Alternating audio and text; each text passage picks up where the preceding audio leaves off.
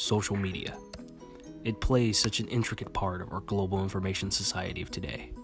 It's a place to express yourself, state ideas, market yourself or a product, or just show a cool picture that you took on vacation. Regardless of how you use it, the fact is, you use it. Everyone uses it.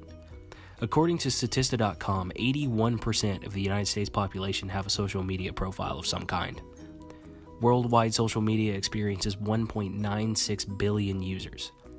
It's crazy to think that over 25% of the Earth's population is on sites like Facebook, Instagram, Twitter, and LinkedIn. These social media sites have great uses for their users. Facebook, Instagram, and Twitter all allow users to connect to one another in various ways. Finding a family member, new or old friends, or even colleagues, and being able to connect with them is quite easy now that the large majority of adults are on social media. But this is when the problems begin. A large part of users who are on social media platforms expose too much personal information on public accounts. This information can cause security risks, both for your online information and personal safety. Some of the security risks are as follows. Online risks include having your identity stolen and having your personal computer or social media account hacked. Personal safety risks include stalkers may be able to find you easily. Whereabouts can be assessed from social media, opening up your home to burglary and robbery. These are not just cupcake risks. These are real, scary risks that could affect your life for years to come. This is why it's important to try to minimize those risks. This is when I also personally believe that our social media companies have failed us. Several of these risks could be marked off just simply by editing your security settings. But in most cases, users have to seek out these settings as they are not advertised well by Facebook or any of the other large social media companies.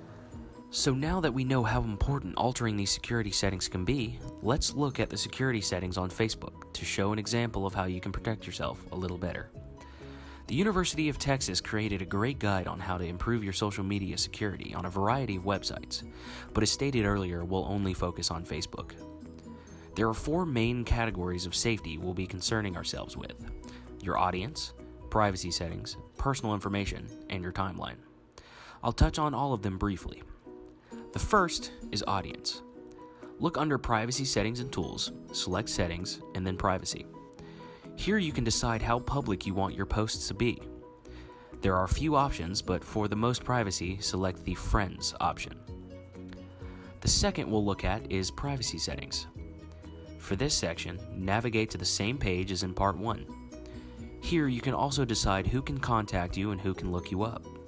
Again, for maximum privacy, select Friends for both of these sections. The third we'll look at is Personal Information. Navigate to the About portion of your Facebook wall. Here you'll find personal information such as your city or birthday. For each part of the About page, there are editing options. If you click on them, you can decide who sees your personal information. Again, for maximum security, select Friends.